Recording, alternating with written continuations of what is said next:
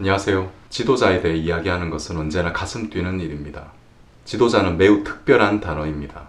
사회생활 하시다 보면 직장이든 동호회든 간에 리더 역할을 떠안아 보신 적 있으십니까? 사람을 모으고 사람을 움직이게 하려면 많은 시행착오와 어려움을 겪습니다. 왜 이 짓을 하나 싶을 때도 있습니다. 하지만 현명한 리더는 어떤 조직이 잘 되기 위해서는 꼭 필요한 역할입니다. 지도자로는 참 설레는 주제이고 최지웅TV는 크게 봐서 결국 대한민국 지도자에 대한 이야기를 하기 위한 채널입니다. 이곳에 오신 분들과 저는 리더십에 대한 대화를 많이 나누고 싶습니다.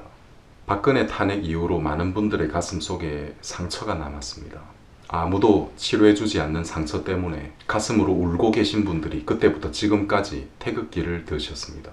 안 그래도 억장이 무너지는데 문재인이 등장하고 조국이 등장한 이후로 저런 썩은 인간이 법무부 장관을 하다니, 대통령이 저런 썩은 인간을 법무부 장관으로 임명하다니, 저 사람들이 저렇게 자기 자신에 취해서 이 나라를 온통 뒤집어 엎어 놓는구나, 이대로 가면 나라가 망하는구나 하면서 그냥 생업에 종사하는 분들이 나라 걱정을 하시게 되었습니다.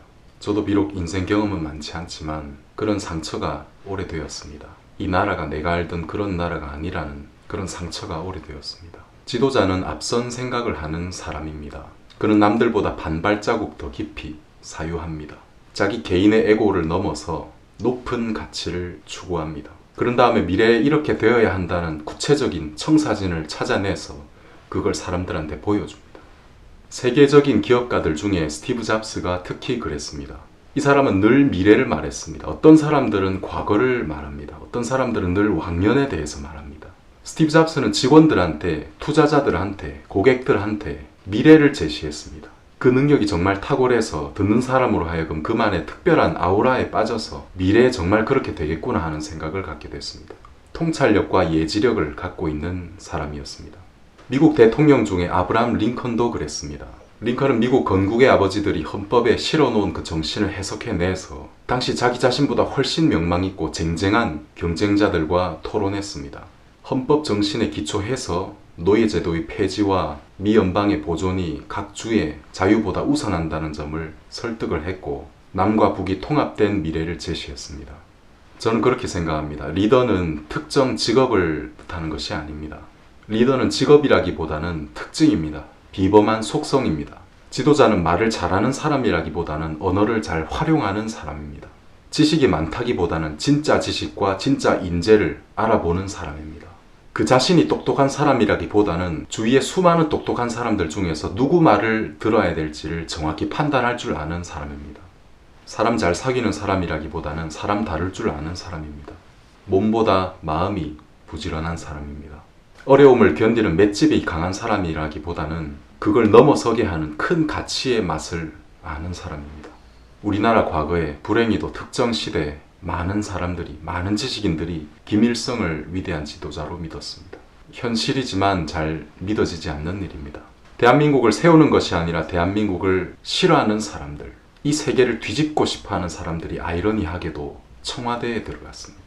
이 나라가 싫으면 나라를 떠나서 좋아하는 나라로 가면 되는데 말입니다. 불과 3년 만에 대한민국은 총체적인 위기를 맞았습니다. 기업이든 나라든 똑같습니다. 위기란 무엇이냐? 기본이 무너지는 것이 위기입니다. 사법의 기본, 언론의 기본, 교육의 기본, 시장 경제의 기본, 공직자의 말과 약속에 대한 신뢰, 개인 간의 계약의 신뢰, 그런 것들입니다. 이승만 대통령은 처음에 나라의 길을 만들어 놨습니다. 박정희 대통령은 고철을 주워 모아서 그걸로 기차를 만들어서 굶주리는 사람들을 때려 실어서 그 길로 달려가게 했습니다. 오늘날 많은 한국인들이 마치 부모를 잃어버리고 스스로 떠나버린 자식들처럼 이승만을 암만 욕하고 박정희를 암만 비난해도 그분들이 남기고 간 혜택을 받지 않은 사람 별로 없습니다. 세월이 흘렀습니다. 이 나라가 계속해서 가야 할 길이 있음에도 불구하고 어느 순간에 그 열차는 달리기를 멈추었습니다. 경제 규모가 커지고 개인 삶이 여유를 가지면서 우리 사회의 많은 부분의 가치를 잃어버리고 원칙이 희석됐습니다. 자유 없이 빈곤과 선군 정치 속에서 죽어가는, 썩어가는 나라의 이 반쪽을 살리려는 노력을 이 나라의 정치인들과 국민들은 하지 않았습니다. 지도자와 국민들 양쪽 모두가 어려운 길이 아닌 쉬운 길을 택했습니다. 지도자와 국민들 양쪽 모두가 분단 극복이 아닌 분단 유지 정책을 지지했습니다. 1번 찍으면 전쟁, 2번 찍으면 평화. 과거의 이 선거 구호를 기억하십니까?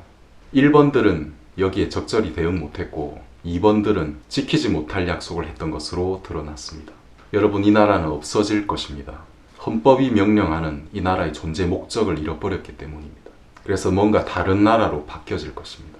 출세주의, 보신주의, 특권층의 비리, 비대해진 정신이 타락을 거듭한 후에 결국 극좌파 경제, 좌파 국가 간에 홀려서 때 아닌 주사파 운동권 시대, 국법법 위반자들의 시대를 만들어버렸습니다. 한국은 두 가지 길 위에 있습니다. 북한을 해방할 것이냐, 한국이 없어질 것이냐. 세계가 주목하고 부러워했던 나라입니다. 눈부신 성취와 발전을 이뤘던 나라입니다. 그 나라가 이렇게 삼류 국가로 전락해서 단세포적인 포퓰리즘으로 굳고 나눠먹기 하다가 망해버릴 것인가? 아니면 지금이라도 마음과 정신의 길을 돌이켜서 잃어버린 가치를 다시 세우고 무너진 원칙을 다잡고 벽돌 한 장 한 장 다시 쌓는다는 마음으로 이 고귀하고 아름다운 나라를 지켜서 북한 주민들을 해방하고 참된 인권의 가치를 실현하는 대한민국, 우수한 젊은이들이 창의와 도전 정신으로 세계와 경쟁하는 그런 대한민국, 그런 나라가 될 것인가? 두 가지 길 위에 섰습니다. 다음 우리의 지도자는 현명한 선택을 하는 지도자라야 합니다. 무슨 북한 해방이냐? 북한하고 대한민국하고 무슨 상관이냐? 맞습니다. 99%의 국민들이 아마 이렇게 생각하실 것입니다. 국민들은 그래도 됩니다. 그런데 지도자는 그렇게 생각하면 안 됩니다. 대한민국 리더는 그렇게 생각하면 안 됩니다. 그런 리더에게 표를 줘서는 안 됩니다. 지난 대선 때 우리는 누구에게 표를 줬습니까? 헌법이 명령하는 자유통일의 길로 가기는커녕 오히려 대한민국을 북한처럼 만들려는 리더에게 표를 줬습니다.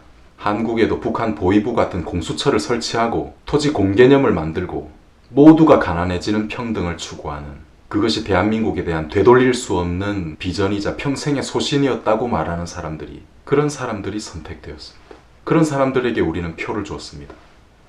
아이를 키우는 부모라면 누구나 공통된 마음이 있을 것입니다. 내 자녀를 위해 좋은 것을 주고 싶은 마음입니다. 지금 우리가 살고 있고 바라보고 있는 이 세계를 더 좋게 만들어서 우리 자녀들에게 물려줘야 하지 않겠습니까? 다음 우리의 지도자는 어렵지만 그런 작업을 해 나갈 것입니다. 좌익들이 방만하게 국가 재정을 운영해 놓은 것을 멈출 것입니다. 산업 현장의 전문가들이 다시 자유롭게 미래 먹거리를 찾아갈 수 있도록 할 것입니다. 교육 현장에서 다시 창의성 있고 경쟁력 있는 인재를 키우도록 할 것입니다. 기득권이 된 노조를 개혁할 것입니다. 그러면서 궁극적으로 헌법이 명령하는 자유민주주의 통일 대한민국을 준비해 갈 것입니다. 우리는 두 가지 길 위에 서 있습니다. 여러분들이 바라시는 지도자상은 무엇인지요? 댓글 남겨주시면 감사하겠습니다. 여기까지 들어주셔서 감사합니다.